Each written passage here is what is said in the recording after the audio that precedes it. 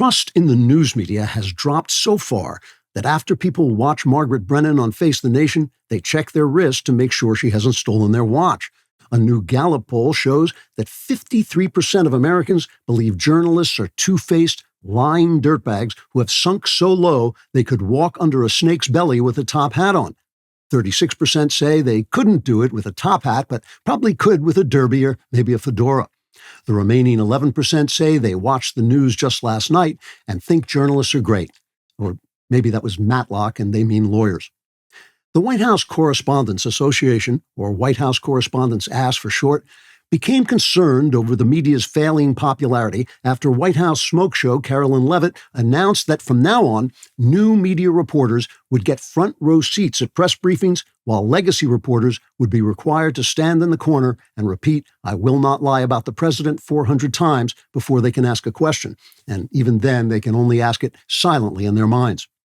The president of the White House Correspondents' Ass, Mr. Schmuckface McLowlife, protested Miss Leavitt's decision and said he would do anything to be allowed to sit close to her again or just to have a garment that still smelled of her perfume. Miss Leavitt responded, "Get the hell away from me, you creep," which Mr. McLowlife took as a good sign, since at least she acknowledged his existence.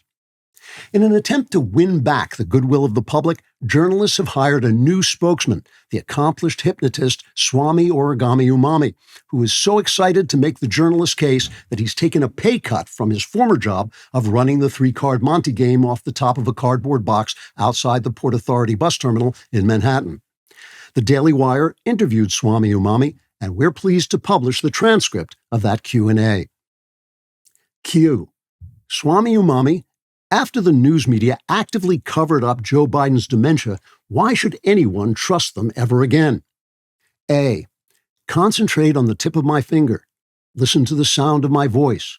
Sleep now, and when I snap my finger, you will awake knowing that the news media was dogged in bringing the truth to the American public.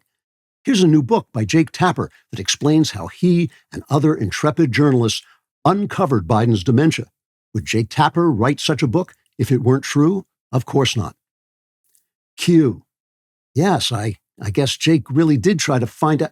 No, wait, that's ridiculous. He lied like a dog. So did the rest of the press corps. And what about the Russian collusion hoax? The news media held up the country for 2 years with that garbage, even though they knew it was a psyop by the Clinton campaign in league with the corrupt FBI and CIA.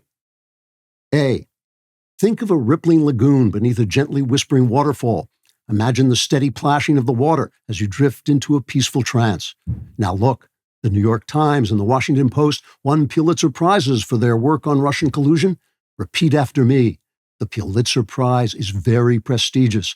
They wouldn't give it to newspapers who were perpetrating a hoax out of political malice.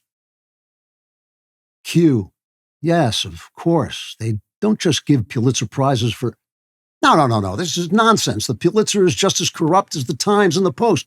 And what about how the media covered COVID? They made a hero out of Anthony Fauci while he was covering up his own role in the deaths of millions, then demonized far better doctors who were trying to get out the truth. A.